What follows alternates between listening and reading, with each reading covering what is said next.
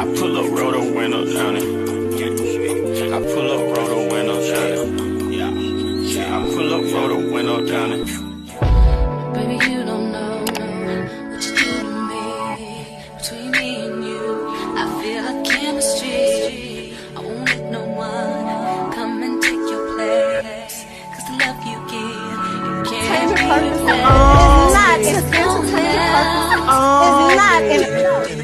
That's why I spend my life with you. Hi, hotties, kettles, tea stars. You're here for hot tea. All commentary is alleged, and in my opinion, this is for entertainment purposes only. Hey, you guys, I'm feeling a lot better. Thank you to everyone that was sending me well wishes. I really appreciate it. I could still be in bed resting, and I still am, but I just wanted to come on here really quick and give y'all my thoughts and opinions on this sneak peek that we got that's supposed to be aired on tonight's episode, because y'all, I'm just so tired of walkie-talkie walking around saying that Mel cheated. Let's get into it. Don't forget to like, subscribe, comment, hit the post notification bell so you guys are up to date each and every time that I upload. The cast went on their trip to Texas. Sidebar, it's now time for the cast to start going out of the country, start to go other places other than Texas, okay? Because I think this is the first cast trip besides Mel going to Destin every year with her family and all the trips she takes. There hasn't actually been like a cast trip, like a luxury trip, like a nice trip.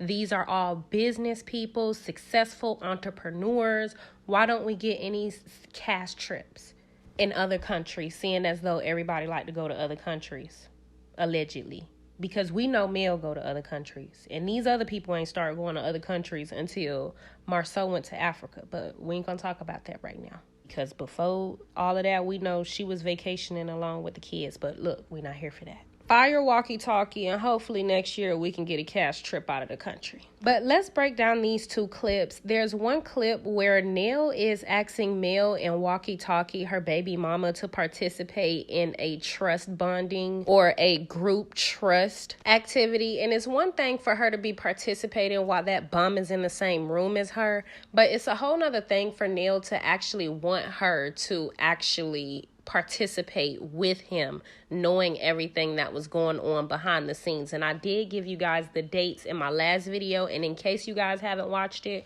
I'm gonna leave it in the description box down below. And I also want you guys to pay attention to Mel's baby mama mannerisms, because you can tell he's kind of embarrassed, in my opinion. Also, the whole reason he even invited the weird broad onto the cash trip is to get under Mel's skin, because Mel, in my opinion, has been being just vibrant and being away and apart from him and being a Rogers.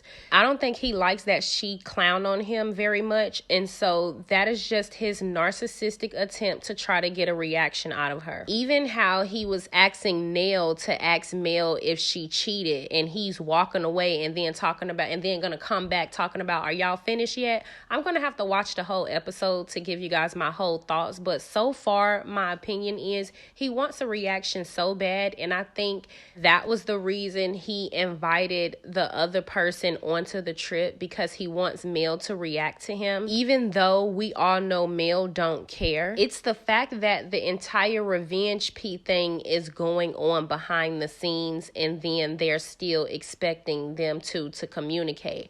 Also, with that being said, I also think he wanted to prove a point to Mel and probably invite that girl into the house to get her to make loud noises, even though she wouldn't really scream much with him penetrating her unless he's pushing gas in her stomach. Because remember, the last episode, Mel was in the hot tub and she had told Kimmy them that he never even pleased her, basically. Are we really believing that Big Mouth Libido didn't go back and tell Maurice, and Maurice didn't go back and tell Mel baby mama? And truthfully, it wouldn't matter. I'm just giving you guys what I believe is behind his logic of bringing that weirdo into the house. And the fact that Chris isn't or don't really see a problem with it says a lot. And the fact that Chris is always allowing walkie-talkie to have these conversations with his wife so animated also says a lot. But they could also just really be that much of good friends to where they could just communicate like that. I don't know. Come on now. Let's go, Martell and Melanie. I don't know who he's cutting his eyes to in this moment, but if he's looking at Mel, he just looks like he has so much disdain toward her, and probably because she aired his ass out and told the truth behind the revenge piece. Because again, all of this was going on behind the scenes, and y'all know my focus when it comes to this whole scene and this whole trip. I'm trying to tie everything together. Let's go. Whenever you are breaking away from someone, the last thing you want to do is for people to keep putting y'all together. Y'all get in the comments and let me know what you think about that. Again, I'm back on the fence with Nell and the Fletchers. Trust the ground more than I trust Martell. 1, 2, 3. You know what? When it comes to trust with him, no sir, no ma'am, not today nor tomorrow. I'm your child's father.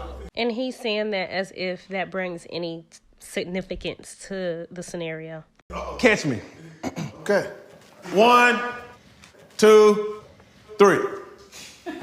Mel, did you cheat on him too? Always peep Kimmy and Tisha in situations where it seems as though Mel's business is being aired out. They are always engaged and pulled in versus when she's trying to be positive or when she's just speaking as a whole. And also peep how Libido is out here looking like a 21-year-old cheap tramp. In my opinion, she's an attention whore, and you can tell by the way she chooses to dress herself, because there's nothing walking around with a sports bra 2-piece set on at any age. It's the style you choose. Each and every time, Libido is going to choose the trashiest part of the outfit. Nell too is wearing a 2-piece, but look at the cut in her sports bra versus the cut in Libido's sports bra. And look at the younger women on the trip and how they're dressed. And truth be told, Tisha's stuff is always too tight, but her sports bra cut is appropriate and fitting. Stormy's sports bra cut is appropriate and fitting. Only with Kimmy want a deep sports bra cut around other women's husbands, which is no issue, because please do your thing, because you should really be as fine as you want around whoever you want. For Libido to be where she is in age, I just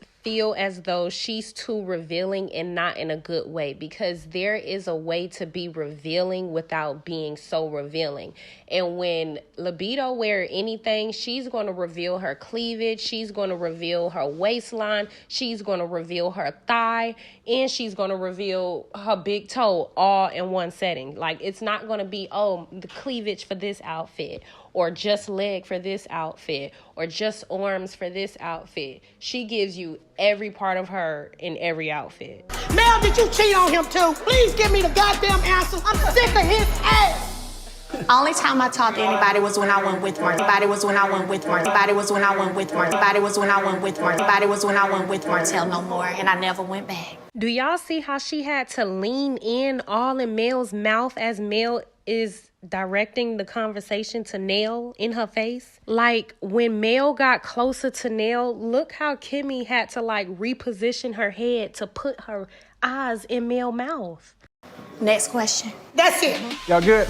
Oh my gosh, Mel, your baby mama is so lame.